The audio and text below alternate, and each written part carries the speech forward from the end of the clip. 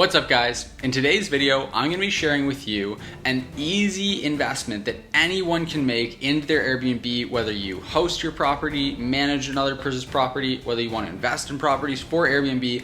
I'm going to show you an investment that literally anyone can make and absolutely everyone should make into their property, that no matter where your property is, what type of property is, no matter the circumstance, it will yield a 2, if not 3-figure return on your investment. And that is, drumroll please, photography.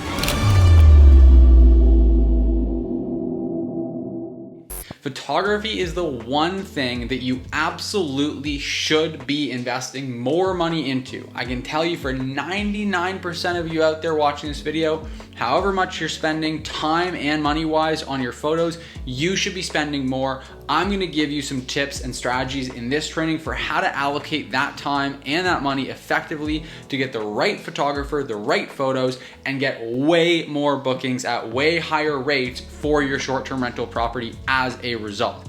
So stick in for the video. That's what we're gonna be covering today. Let's start with how to hire the right photographer for your listing and why I find that to be such a really important piece that literally almost every host on the platform could benefit from getting better photos. So you wanna hire, first of all, a professional photographer, and one specifically that has experience shooting Airbnbs or short-term rentals, ideally someone that specializes in it.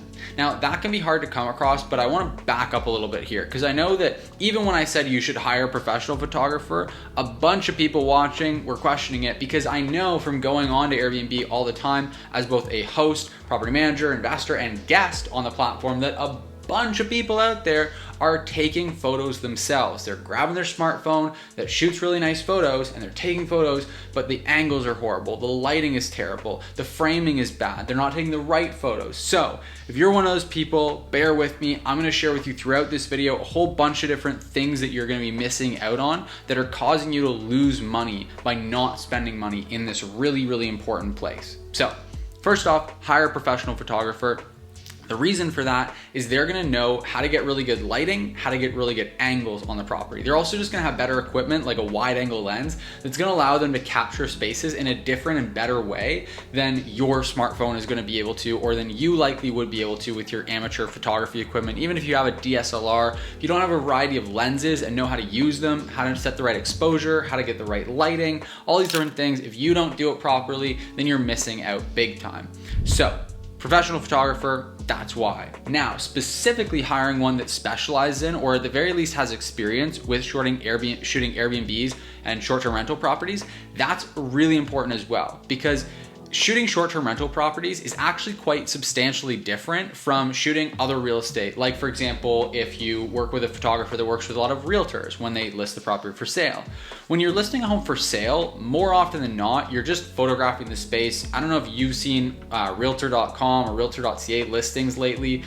Those things don't have really great photos a lot of the time. And even when they do have nice photos, they're not the same photos that you would have on an Airbnb or short-term rental. For example, with an Airbnb, you're gonna wanna have shots in the kitchen that show specifically all the different countertop appliances that you have so that guests can have that question answered for them when they're going through the photos for the listing.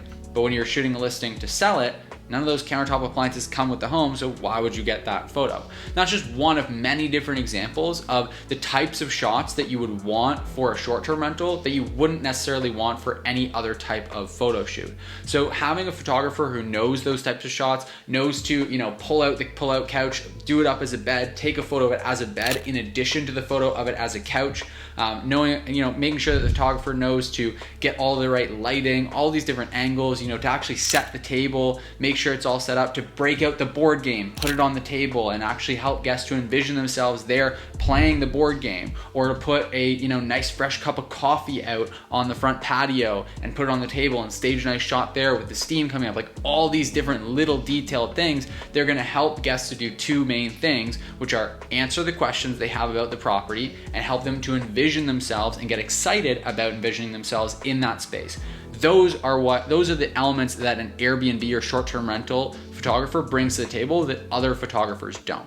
So That's my first tip, is make sure you hire a professional photographer, and ideally one that specializes in or at least has experience with short-term rental properties.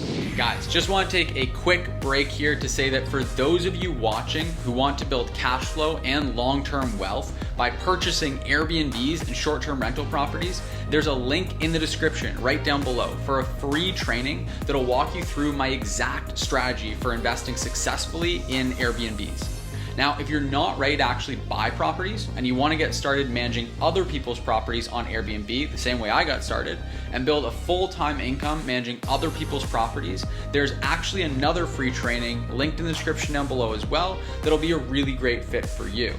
So whether you want to invest in short-term rental properties and actually build amazing cash flow and long-term wealth by acquiring the assets, buying the properties themselves, or you're looking to earn a full-time income managing other people's properties on Airbnb, we've got some awesome trainings that are linked in the description down below that'll definitely help you out.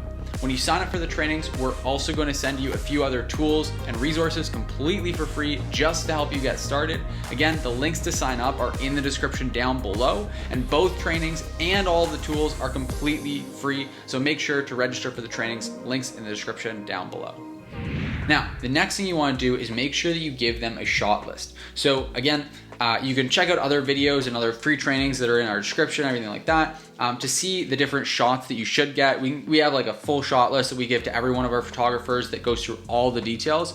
But in general, you just want to kind of lay out and give some thought ahead of time to all the different specific shots that you want to get. So, for example, I just mentioned a shot of the game pulled out, a board game pulled out on the table, or a shot of the dining table all done up, or a shot of the couch pulled out into a bed. If you have a hot tub, you want to make sure that you get a shot of the hot tub with the cover off and steam coming up and the jets on. All these different things. If you have a TV, you want to make sure that if it's a smart TV, you have the Netflix logo pulled up on the TV when that room is photographed, so that again, it answers that question for the guests. So all these different things, make sure that you have a shot list. The other thing you want to make sure is anything that's detail oriented that you're specific about, that you want to make sure gets nailed and doesn't get missed or overlooked. You want to lay that out in writing clearly for your photographer so that they clearly know exactly what to do. So for example, how do you want your towels laid out on the beds or in the bathrooms? How do you want your pillows done up at the property? Ideally, you're going to have a cleaner go in there and stage it the way that you want it beforehand, but you also want to provide these details to your photographer so that if anything at all is out of place,